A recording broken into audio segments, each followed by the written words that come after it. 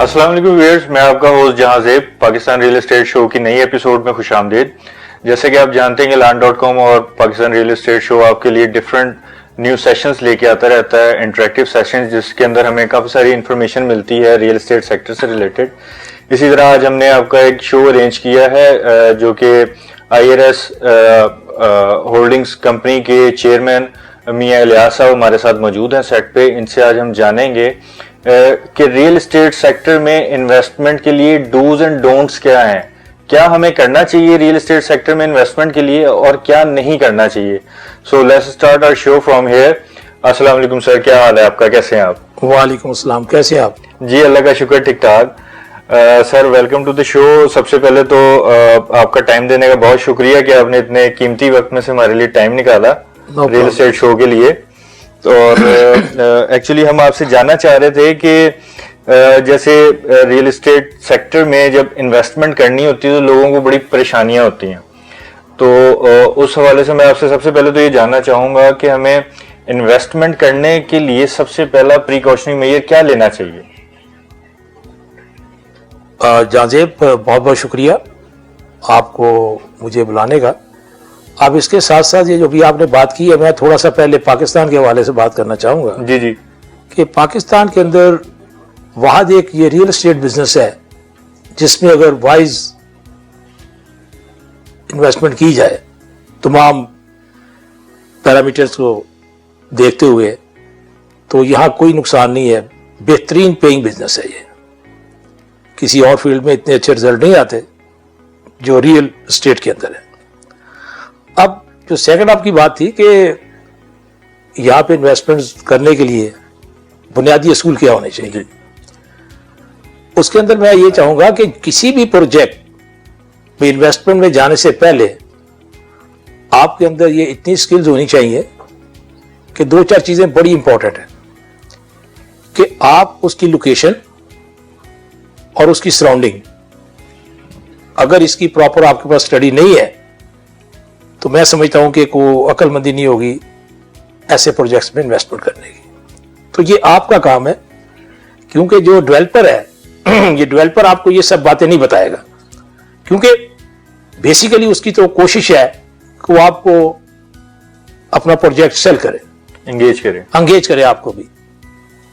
अब ये जो इन्वेस्टर होता है ना, ये इन्वेस्टमेंट पॉइंट ऑफ व्यू से मैं बात कर रहा हूं, ये उसकी जिम्मेदारी होती है कि वो इतना सेंसिबल हो और उसकी अप्रोच इतनी पॉजिटिव हो कि अगर मेरे लिए आप मुझे बात करते हैं कि जी मैं लाहौर के फला एरिया के लिए आपको कॉल देता हूं इन्वेस्टमेंट के लिए, आपके साथ अलाइन होने से पहले ये मेरी जिम्मेदारी बनती है कि मैं उस एरिया की फिजिबिलिटी तैयार करूं, स्टडी करूं कि आइदर ये जो कुछ आप कह रहे हैं उसमें किस हद तक सच्चाई है, और प्लस ये है कि वो इन्वेस्टमेंट जहां मैं इन्वॉल्व होने जा रहा हूं उसके रिजल्ट्स कब और कैसे आएंगे।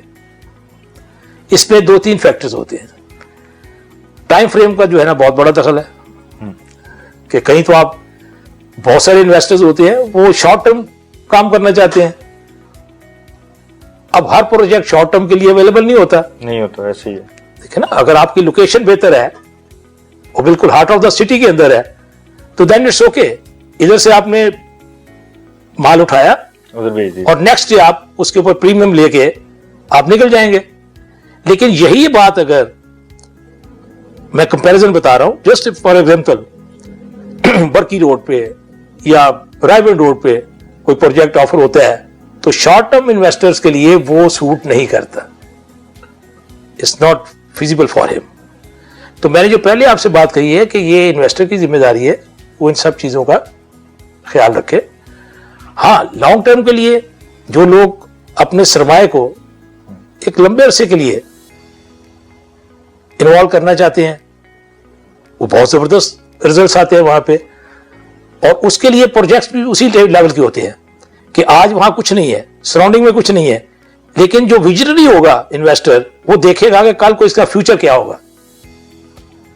बिल्कुल, वो कैलकुलेट करेगा कि how long it will take to come up with the best result. एक है शॉर्ट टर्म इन्वेस्टमेंट का, उसमें इतनी गेन नहीं होती। और मेरी राय में बेस्ट इन्वेस्टमेंट ये होती है कि न्यू एरियाज के अंदर समझदारी के साथ जो प्रोजेक्ट्स ऑफर होते हैं, और थोड़ा सा पेशेंस होना चाहिए इन्वेस्टर्स के अंदर, उसको पता हो कि ये मेरे पास सरप्लस जो है मैं इसको इन्वेस्ट करने जा रहा हूं, मुझे ये नहीं करना कि 6 महीने के बाद मैं उस इन्वेस्टमेंट से निकलना चाहूं, तो वो उसके लिए बहुत बड़ा नुकसान होगा, डिजास्टर होगा उसके लिए। इसलिए उसको कभी ऐसे प्रोजेक्ट्स में नहीं जाना चाहिए। नहीं जाना चाहिए।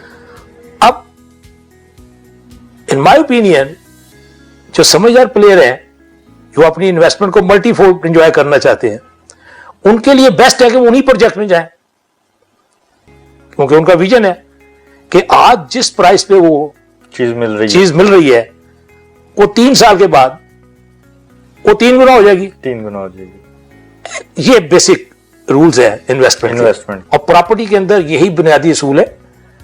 जो इनको फॉलो करता है वो हमेशा फायदे में रहता है।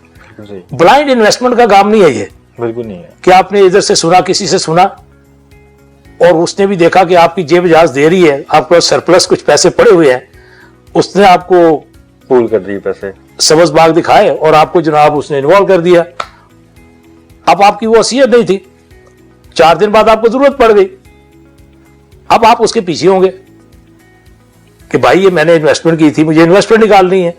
मैं जिन प्रोजेक्ट्स की मैं बात कर रहा हूं, अगर उस स्टेज पे वो निकलना चाहेगा तो वो और ज्यादा लूजर होगा।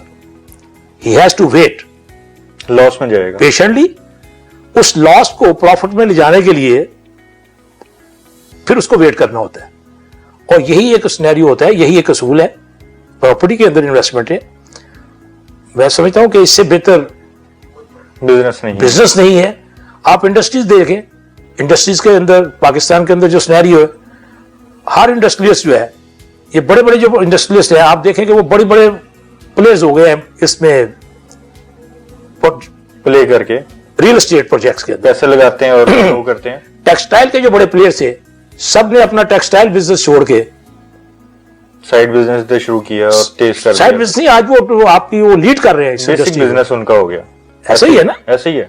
तो ये वो चीजें हैं कि जो समझदार लोग होते हैं, वो आने वाले खतरात को देखते हुए, जो रुझान चल रहा होता है इसमें मुल्क की इकोनॉमी का बड़ा दखल होता है, उसको फोर्स इन करते हैं और फौरी तौर पे अपने को रीअलाइन करते हैं उस सिचुएशन के साथ। तो ये बिजनेस का एक असूल है और यही चीज होनी चाहिए बिजनेसमैन के अंदर। सही है। अच्छा बॉस, मेरा सेकंड क्वेश्चन आपसे रिलेटेड टू आवर टॉपिक ये है कि जैसे आप देखते हैं कि जब इन्वेस्टमेंट की जाती है तो उसमें लैंड को एक्वायर करने के लिए या उस सोसाइटी को सिलेक्ट करने के लिए बेसिक पैरामीटर क्या पैरामीटर्स होने चाहिए? बेसिक पैरामीटर क्या होता है? देखिए, आपको पता है इस बिजनेस के अंदर धोखाधड़ी भी बहुत है। जो गलत लोग हैं, गंदा काम करने वाले, उन्होंने इस बिजनेस की भी ऐसी तैसी की हुई है। अब उसके लिए जो इन्वेस्टर है उसको देखना चाहिए कि रूल्स है कि भी वो प्रोजेक्ट आया कि प्रॉपरली अप्रूव्ड है। गवर्नमेंट के जो अदारे हैं जो प्रोजेक्ट की अप्रूवल देते हैं, आप उसकी अप्रूवल सबसे पहले देखें। अगर वो कंसर्न अथॉरिटी से अप्रूव नहीं है तो आंखें बंद करके वो आप खुद नुकसान के जिम्मेदार हैं, उस प्रोजेक्ट पे नहीं जा सकते आप। उसके बाद देखा जाता है कि इस प्रोजेक्ट को स्टार्ट हुए कितना अरसा हो गया, ये भी बहुत बड़ा एक इशू है। कुछ पॉकेट्स ऐसी हैं जहां पे अगले आने वाले के 10 साल के लिए रिजल्ट ही आएगा, तो वहां पे अगर आप इन्वेस्टमेंट करेंगे तो कसूर आपका है, किसी और का नहीं है। तो अजल तो पहली बात यह है कि डॉक्यूमेंटेशन उसकी प्रॉपर चेक करें, वो आपका राइट है। और जिस स्टेज पे मैं ये बात कह रहा हूं कि आपको डिमांड करना चाहिए डेवलपर से कि मुझे आप ये डॉक्यूमेंट देंगे तो फिर मैं फैसला